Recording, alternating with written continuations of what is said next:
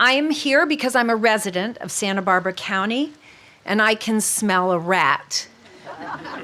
And this project is a rat.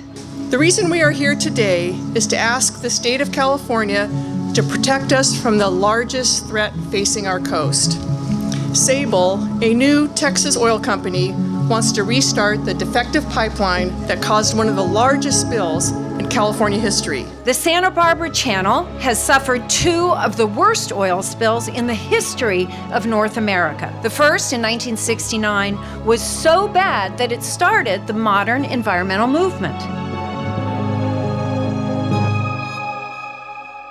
If you're going to have an oil spill, Santa Barbara is one of the worst places in the world to have it.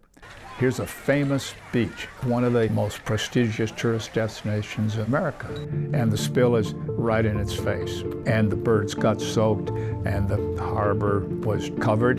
So it was bound to be a reaction. There was bound to be a good deal of coverage of it. And indeed there was. The ocean bottom under Union Oil Company's Platform A in the Santa Barbara Channel, 5 miles south of the city, erupted in a great boil of crude oil and gas. When a blanket of black tar flowed ashore several days later, a number of citizens and officials of the city and county of Santa Barbara began a variety of actions that continue to this day. Reporters converged on Santa Barbara. It was worldwide news. I was a 27-year-old lawyer practicing law in San Francisco, expecting my first child. And I received a telephone call from Pete McCloskey, who was then in Congress and who had been my mentor. He asked me if I'd heard about the oil spill, and I said I had. And he said, "Mark, this is going to be a perfect opportunity for you to have a career in law that you want." I moved to Santa Barbara to participate in the response of the citizens to it. I was an assistant professor of history at the University of California, Santa Barbara, and I actually wrote a book published in 1967 about the history of the American attitude toward wilderness and how that has changed over time. There was a group called Santa Barbara Citizens for Environmental Defense, and when I told them that Pete McCloskey had sent me, they kind of leaned forward and said, "Pete McCloskey," and they were happy to receive me. And so that began a collaboration of the local people responding to the spill, and Pete McCloskey, Denis Hayes, and the others working on Earth Day. That was the communication. People contacted us, and then we built a relationship.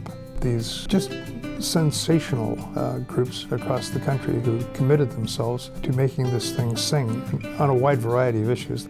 So we were in communication, and what we decided to do in Santa Barbara was to have an event on the first anniversary of the spill to announce that Earth Day would be held on April 22nd of that year. And we wanted to make a statement to the world. So the group asked Rod Nash, a young professor at UCSB, if he would write a declaration, a statement from the people, and he decided on the Santa Barbara Declaration of Environmental Rights. And I said, sure, I'll take a shot at writing a declaration.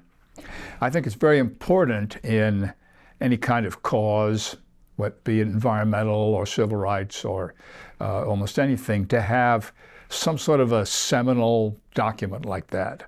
What are we fighting for? What are we doing this for? I thought, well, I'll model it on the Declaration of Independence.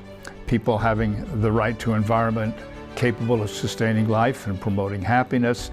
And then I list the various problems that we've created in interacting with the earth. And then the remedies for that. And one of the most important statements is we need an ecological consciousness that recognizes man as member, not master, of the community of living things sharing his environment. So on January 28, 1970, we had Environmental Rights Day, a national conference organized around the Declaration of Environmental Rights written by Rod Nash. Very well attended, very well reported, a lot of environmental leaders, and Pete McCloskey and Denis Hayes. And the very first speech I gave using the words Earth Day were at that conference in Santa Barbara. It was a powerful cry for a new awareness, a change of heart, a change of being. It was a profound statement. And following that, I became the founding chairman of a new program, a new major at the university called Environmental Studies. I saw how to bring into being the Environmental Defense Center, full-fledged, full-time environmental law firm. I saw how to bring into being the Community Environmental Council. I saw how to bring into being 10 different courses I taught at UCSB over the years. We called it Earth Day, and it had great resonance, and people loved the name. Across the country, their estimate was that it was about 20 million people participating, which, since the population then was about 200 million, 1 out of 10 Americans took part in that first Earth Day. You know, we're all here because we as a community have experienced tremendous violence from oil spills. Going back to 1969, the oil spill that really woke up the nation to the risk of environmental hazards and really changed the trajectory of our country and the world. Sable Oil Company wants to come here and threaten this coastline and increase the climate crisis. We are nature. We live on the planet because nature is alive and healthy and allows this to happen. Without nature, we die. Let's just remember that. This movement has grown. It is very strong today, and it will overcome what's thrown at it in the years to come.